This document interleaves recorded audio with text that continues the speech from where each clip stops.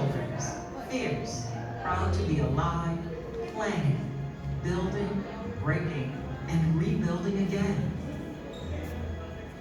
Chicagoans have always used design to shape their city and make a better future.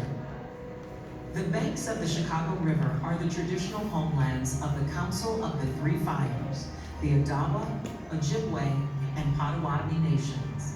The late 1700s saw the arrival of Jean-Baptiste Pointe du Sable, a black man of African and French descent who was the first non-indigenous person to settle in the region. His trading post near the river's mouth served both indigenous people and European explorers. In the early 19th century, the United States government began forcibly taking Indian land. The process culminated in the 1833 Treaty of Chicago, which removed all remaining tribes from their ancestral home to land west of the Mississippi River. Chicago incorporated as a town that very year with only a few hundred residents. But its destiny as a metropolis was soon set in 1836 when construction began on a canal linking the Great Lakes to the Mississippi River, thereby connecting Chicago to every vital port in America. Its population exploded, and Chicago became the country's fastest growing city, earning the name Lightning City for its crackling energy and Porkopolis for its primary industry, meatpacking. The city's proliferating railroads carried machinery, commodities, and lumber out of the city and brought goods and hundreds of thousands of people back.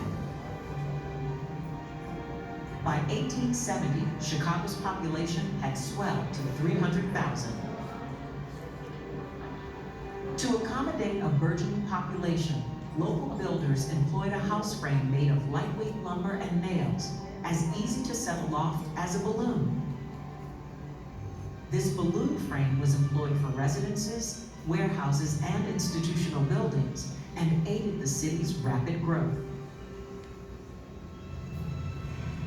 On October 8, 1871, a fire sparked and roared into an inferno a mile wide and 3 miles long north to south.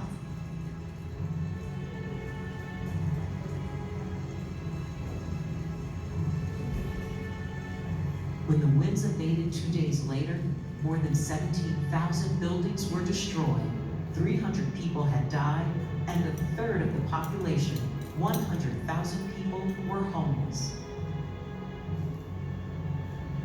Newspapers called the Chicago fire the night America burned.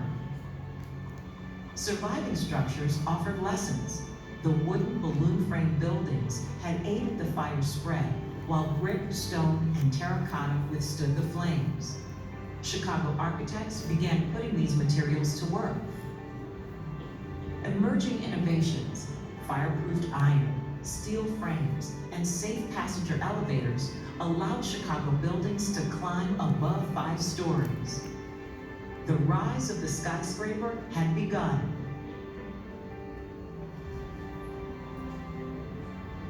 Louis Sullivan with Dagmar Adler pioneered structural innovations and fashioned elaborately ornamented buildings.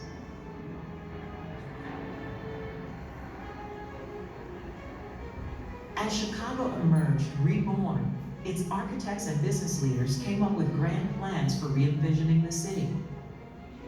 At the 1893 World's Fair, Daniel Burnham showcased his vision for Chicago as an orderly and humane place to work and to live.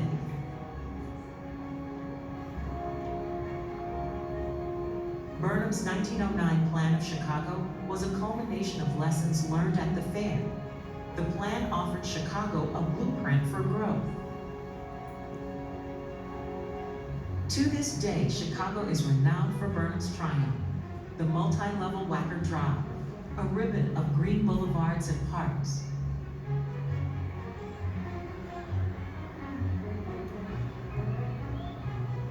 A lakefront free and clear. This influential urban design spurred an unparalleled building boom in the years after World War I and before the Great Depression.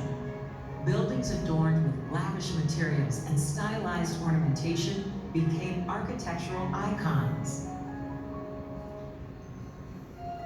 If Daniel Burnham shaped the cityscape, Frank Lloyd Wright's Prairie School designs created an ideal of the American suburban home, pioneering an open floor plan and details inspired by the flat Midwestern plains. The spread of Nazism in Germany brought Ludwig Mies van der Rohe to Chicago, who influenced generations of architects to shed historical styles and embrace a design approach of less is more. America's entry into World War II also brought new manufacturing facilities that laid the groundwork for subsequent development. But by 1950, manufacturing jobs in the city had started to ebb. Chicago was transitioning to an information and service-based economy. The 1950s and 60s witnessed a massive reshaping of the city. Highway construction and urban renewal policies changed Chicago.